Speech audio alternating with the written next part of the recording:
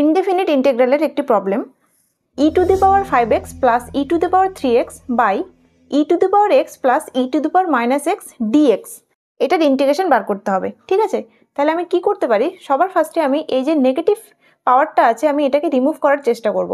ঠিক আছে, e to the power minus x আছে, তাহলে আমি যদি উপর নিচে e to the power x দিয়ে গুণ করে দিই তাহলে এটা রিমুভ হয়ে যাবে। তাহলে এখানে আমি e to the power x into e to the power 5x plus e to the power 3x আর নিচে e to the power x দিয়ে গুণ করলে, আচ্ছা একবার লিখে দিচ্ছি, e to the power x দিয়ে গুণ করলে e to the power x plus e to the power minus x হয়ে গেল dx। তাহলে এবার এই গুণটা করে দেবো, তাহলে এখানে 5টার একটা 6টা, তাহলে e to the power 6x plus 3টার একটা 4টা e to the power 4x হয়ে গেল। আর নিচে কত হবে e to the power 2x plus, দেখো পাওয়ারটা ক্যান্সেল হয়ে যাবে, তাহলে e টু দি পাওয়ার 0 মানে 1। ঠিক আছে, dx। এবার দেখো এখানে আমি নিচে পেলাম e to the power 2x plus 1 আর উপর থেকে আমি কমন নিতে পারি, কি কমন নিব, e to the power 4x যেহেতু এটা ছোটো।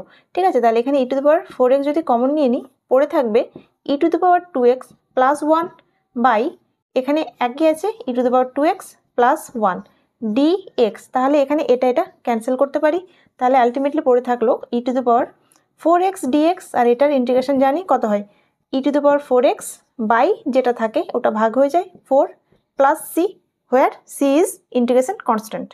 ঠিক আছে।